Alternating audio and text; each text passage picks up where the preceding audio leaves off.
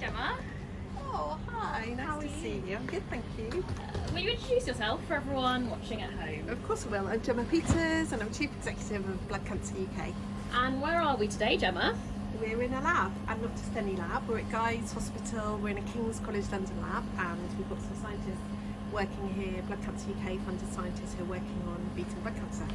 And what's new at Blood Cancer UK? What is new? There's a lot new. You know, it's Blood Cancer Awareness Month, and we're launching our new strategy, so it's an exciting time. A strategy. What is a strategy? What is a strategy? Well, a strategy is like a set of choices about how you're going to reach a destination. So the destination for us is beating blood cancer. So strategy describes the choices that we're making about how we're going to do that. And why do we have one? We have one so that we can make sure that everything that we do is, lined up to have the most impact, really, so that we know that whether it's money we're investing or time that we're spending on something, we know it's going to add up to do what we need it to do in terms of beating blood cancer. And how have you developed this new strategy? We've developed it actually in a really different way. So I've been involved in quite a lot of strategies, but this one we've done really out in the open. So we've worked with people who we wouldn't normally work with. We have involved experts who don't normally work within the organisation. We've had lots and lots and lots of involvement from people affected by blood cancer. It's been great. And obviously it's really important for people that we still lobby the government and challenge them on things. Are we still going to be doing that as part of the strategy? Yeah, I think that's one of the ways, isn't it, that you can bring about change. So there are others that you can fund research to find out new things like this. You can provide services like fill gaps, and you can seek to bring about change. You can do that through raising public awareness, we can do it through lobbying the government, and all of those things are things organisation that we need to do if we're going to beat blood cancer. And what about health inequalities? How are we going to tackle health inequalities?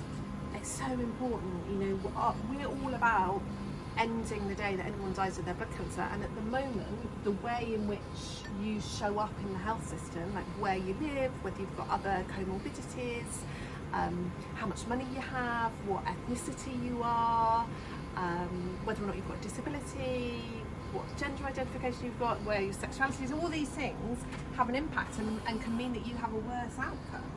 And that isn't on, we can't fulfill our mission if that's true. So right at the heart of this strategy is the role that we've got to play in tackling health disparities.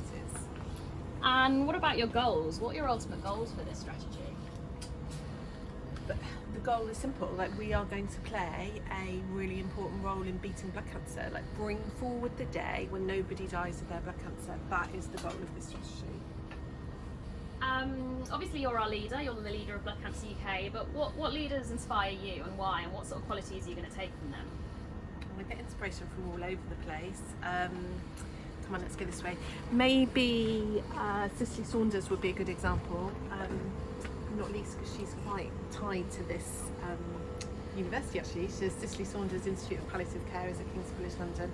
She was the founder of the modern palliative care medicine really, and she trained as a doctor late. She was inspired by the experience of one of her friends at the end of life, and she set about to say, we're going to change how people are treated at the end of life. So she studied as a doctor at a time when not many women did, and then she took on the system and she set up a hospice, St Christopher's Hospice, and she was absolutely determined to bring about change, even though there were a lot of obvious barriers in her way. And she did it. The whole world over now thinks of palliative medicine as an area worthy of research and an area that we need to spend time working in. She did it with patients at the heart, with science at the heart. She's a really great inspiration for what we're trying to do at Blood Cancer UK, I think. Sounds like an incredible woman. Yeah, amazing. If you could describe the strategy in 3 words, what would they be? 3 words. It's bold, it's energising, and it's necessary. If you know that a day is coming when nobody will die of their blood cancer, every single thing that we do that brings that closer is really important. How about our supporters? How would you describe our supporters in 3 words? Oh, that's so tough. Okay, I'll give you 2 words, the best. Great answer. How about the pandemic? How has the pandemic influenced the strategy? So the pandemic has really had a big influence on the strategy, I think, and I think that's been a good influence, and in some ways it's been a bad influence. So the pandemic has been the most awful time for people with blood cancer. It's been so difficult. We've understood so much about compromised immunity and how vulnerable people are when they have compromised immunity to things other than their blood cancer. And so that is influencing the strategy. You'll see loud and clear in the research strategy that are looking at things that cause people to die because they have blood cancer rather than of their blood cancer. Infections like COVID is an important part now of what we do. And secondly, I suppose more positively, the pandemic has shown us that we can bring thousands, tens of thousands of people together to change something, and that is what's at the heart of this strategy too. And how about what you've learned? What have you learned throughout the strategy? Oh God, I've learned so much. I mean, I think I've learned a whole new way of working. I've learned about how involving in a really open and honest way people affected by cancer in our decisions, that forces us to be more bold and more ambitious and challenges us to be better. So I've really learned a lot about how to do that. What was your biggest challenge? Or what do you think the biggest challenge will be over the next 5 years? Well, look, the health system, the people that work in the health system are going to be under massive pressure, and that's going to have a direct impact on patients. I think the economic shocks that we are starting to experience now, where there's worse I think to come, are going to have a big impact on patients and how easy it is for them to access treatment. So there are some turbulent times, but I'm really confident that in the strategy we talk about building a resilient, agile organisation that can respond to that and still be there for people with blood cancer. So I'm nervous about it, but I think we've thought about it, we've got a plan. If the strategy was a song, what song would it be? A song, Rachel.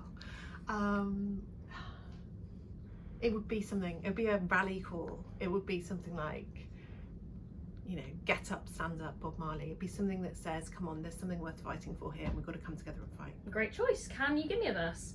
Can I sing it for you? Yes. No. Oh. When does this new strategy start? It started. Rachel, check your email. No, it started because it started when we did the process. It's not like a document that's going to sit on the shelf somewhere up there and no one's ever going to look at. It started the second we started asking questions. We have got a public launch. That's now. And so we're about to kind of share it more widely, although I have to say the development of it involved a lot of people as well. I will go straight home to my emails.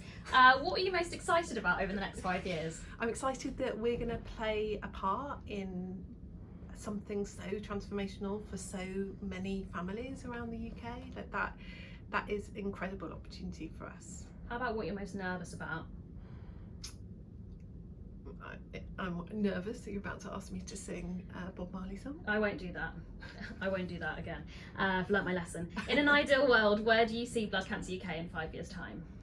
I see us connected to supporting everybody in the UK with blood cancer and using that kind of momentum and energy from all those people coming together to beat blood cancer. We all have our own becauses for supporting the charity. What's yours? Mine is because it's important to bring forward the day when no one dies of blood cancer, and we can see that that's within our reach, so we've got to do it. And lastly, how can people at home get involved? Oh, so many ways. Please join us. You can sign petitions, give money so that we can fund more research. You can share this message on your social media accounts. You can help share information about signs and symptoms. You can write to your MP about access to new drugs that we need. There are so many ways to get involved. Just do it. Great. Thank you so much for your time today, Gemma. I really appreciate it. I need to go on. Okay, got the message. All right. Thank you for your time. Nice to see you. See you later. See you soon.